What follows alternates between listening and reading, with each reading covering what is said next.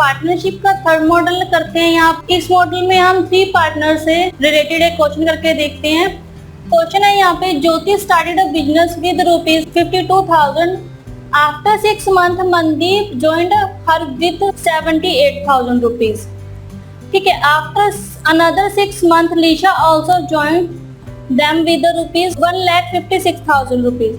What should be the ratio in which the profit are shared by 3 persons respectively at the end of the 2 years?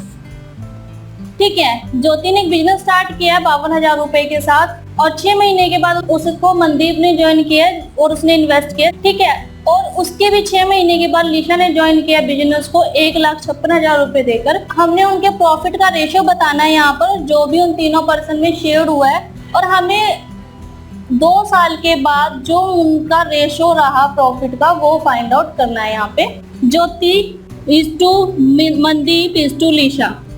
ठीक है, हमें इनका ratio find out करना है। तो Jyoti is to Mandeep is to Lisha, अगर हम इनका टाइम और इन्वेस्टमेंट देखें तो हम उसके अकॉर्डिंग इनका रेशो फाइंड आउट कर सकते हैं। तो ज्योति ने जो इन्वेस्ट किए हैं वो है 52,000 24 मंथ के लिए, क्योंकि कहीं भी मेंशन नहीं है कि ज्योति ने लेफ्ट किया है या उसने कुछ महीने के बाद ज्वाइन किया। तो 2 साल का टाइम पीरियड है यहाँ पे, तो 2 साल में 24 मंथ होते हैं, तो 52,000 मल्टीप्लाई विद 24।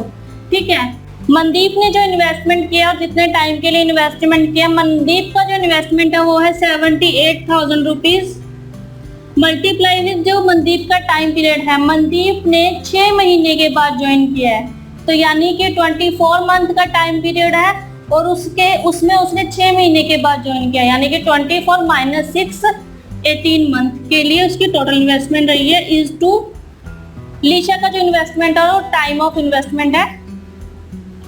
लीशा का इन्वेस्टमेंट है 1,56,000 का और इसका टाइम ऑफ इन्वेस्टमेंट है आफ्टर अनदर 6 मंथ, यानी कि मनदीप के ज्वाइन करने के बाद भी 6 महीने के बाद उसने ज्वाइन किया।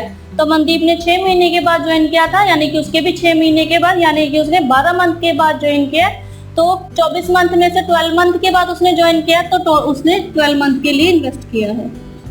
ठीक है, अगर हम इसको सिंप्लीफाई करें तो जीरोस कैंसल, तो 26 के टेबल पे 2 टाइम्स 3 टाइम्स एंड 6 टाइम्स, और ये 6 के टेबल पे 2 टाइम्स 3 टाइम्स एंड 4 टाइम्स। तो अगर हम इसको मल्टीप्लाई करें तो 8 is to 9, 3 into 3 is to 6 into 2 12।